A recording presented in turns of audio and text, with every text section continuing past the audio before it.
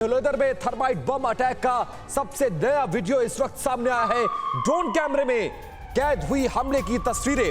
रिहायशी इलाके में गिरती दिखी आग की लपटें। वोलोदर में थर्माइट बम से भारी नुकसान की आशंका भी जताई गई है। रूसी सेना पर थर्माइट बम के इस्तेमाल करने का यह आरोप लगाया गया है। बेहद ही शक्तिशाली बम होता है और स्टील से लेकर लोहे तक को गला देने में सक्षम माना जाता है ये बम, और उसका इस्तेमाल जो अब तक नहीं हुआ था वो भी होता हुआ यूक्रेन युद्ध में नजर आ रहा है, जिसकी तस्वीरें इस वक्त आपके टेलीविजन स्क्रीन पर सामने है। पूरे का पूरा आसमान चिंगारियों से जगमगाता हुआ नजर आ रहा है और ये थर्माइट बम की वो तस्वीरें जिसका इस्तेमाल हाल ही में रूस ने यूक्रेन के खिलाफ किया है।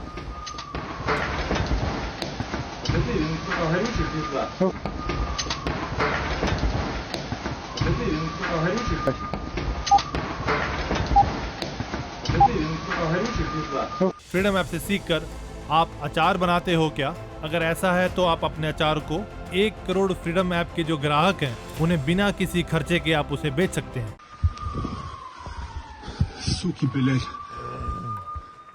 इन तस्वीरों के सामने आने के बाद पुतिन की रणनीति को लेकर तो बड़े सवाल उठ रहे हैं, लेकिन चर्चा की शुरुआत करने से पहले यह जान लीजिए कि आखिर थर्माइट बॉम्ब से हमला हुआ कैसे।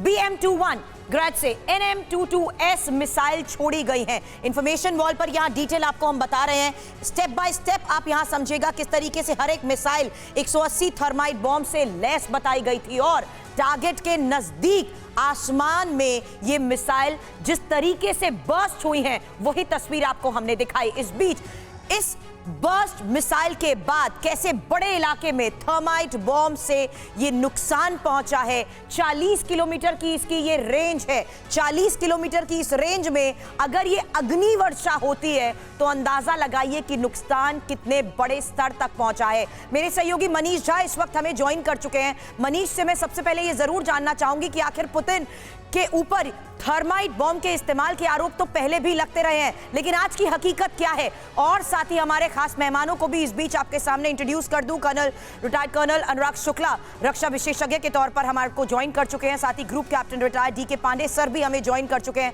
पांडे सर, आपके पास ओवरऑल एनालिसिस पर आने से पहले मनीष लेटेस्ट अपडेट आपसे जरूर जानना चाहूंगी, क्योंकि ये अग्नि वर्षा वाकई बहुत घातक है। बिल्कुल सुरभि, और हम अपने दर्शकों को बता दें कि मैंने खुद अपने हाथ में डोनबास में इन थर्माइट बम को लिया है और इसको कंट्रोल तरीके से इसको विस्फोट भी कराया है। तो उसके बाद मुझे समझ में आया कि ये कितना डेंजरस है। देखिए, जब डोनबास में पेट्रोवस्की इलाके में मैं फ्रंट लाइन पर कवर कर रहा था, उस समय यूक्रेन की तरफ से भी इस तरह के थर्माइट बम का अटैक हुआ था। तो थर्माइट बम का इस्तेमाल दोनों तरफ से हो रहा है, रूस से भी हो रहा है, यूक्रेन से भी हो रहा है। और जब इसका इस्तेमाल होता है तो दरअसल चाहे किसी मिसाइल से, हेलीकॉप्टर से, ड्रोन के जरिए बहुत भारी संख्या में थर्माइट बम को नीचे फेंका जाता है और ऊपर से जब नीचे गिरती है तो जिसे आप अग्निवर्षा कहते हैं, उस समय बहुत सारी रोशनी होती है जिसमें आप कहां पर दुश्मन है उसको भी देख सकते हैं। लेकिन सबसे खतरनाक बात यह है कि 2000 डिग्री सेंटीग्रेड तक इसके अंदर का तापमान होता है और इसीलिए जब जमीन पर पड़े थर्माइट बम को मैंने कंट्रोल तरीके से विस्फोट कराया, जो रिपोर्ट जल्दी हम अपने दर्शकों को दिखाएंगे। तो उस समय हमने देखा कि उसके जरिए कितनी जल्दी कहीं पर भी आग लगाई जा सकती है, यानी पूरे के पूरे इलाके को आप स्वाहा कर सकते हैं। बिल्कुल, और इसीलिए ये कहा जा रहा है कि ये बम का इस्तेमाल एक बड़े खतरे की आहट है यूक्रेन के लिए। DK पांडे हमारे साथ मौजूद है रक्षा विशेषज्ञ के तौर पर। पांडे सर, मैं ये जानना चाहूंगा कि जिस तरह से थर्माइट बम का इस्तेमाल किया गया और इसकी तस्वीरें भी अब सामने आ चुकी हैं, इसके बाद क्या होता हुआ इस युद्ध में नजर आ रहा है? क्या लग रहा है आपको अब क्या होने वाला है?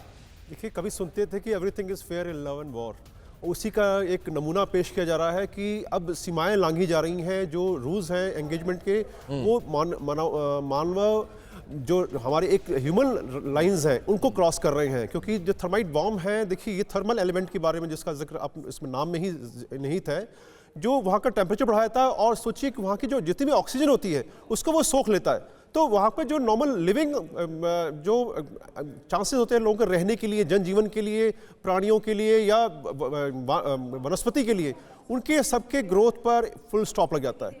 तो ये बहुत घातक है, इसलिए कहा जाता है कि इनको प्रयोग नहीं करना चाहिए क्योंकि अमानवीय हथियार हैं सभी के सभी। और निश्चित रूप से जब ये आयाम हो रहे हैं तो निश्चित इसके पहले जो चर्चा थी कि JDAM बॉम्ब जो है यूक्रेन ने गिराया MiG-29 के मदद से, उसके में भी जो बखमुत के पास, क्योंकि बखमुत पर लगभग कब्जा होने वाला ही है रशिया का और कभी भी घोषणा हो सकती है इसकी, तो उसके लिए जो है यूक्रेन ने एक बॉम्ब गिराया जिसकी चर्चा काफी हुई है। तो वो भी एक मानवता की सीमाएं हैं उनको लांघने का है। तो ये मानवता की सीमाओं को लांघ रहा है रशिया और यूक्रेन पर एक बड़ा संकट बढ़ रहा है। फ्रीडम ऐप से सीखकर आप अचार बनाते हो क्या? अगर ऐसा है तो आप अपने अचार को 1 करोड़ फ्रीडम ऐप के जो ग्राहक हैं उन्हें बिना किसी खर्चे के आप उसे बेच सकते हैं।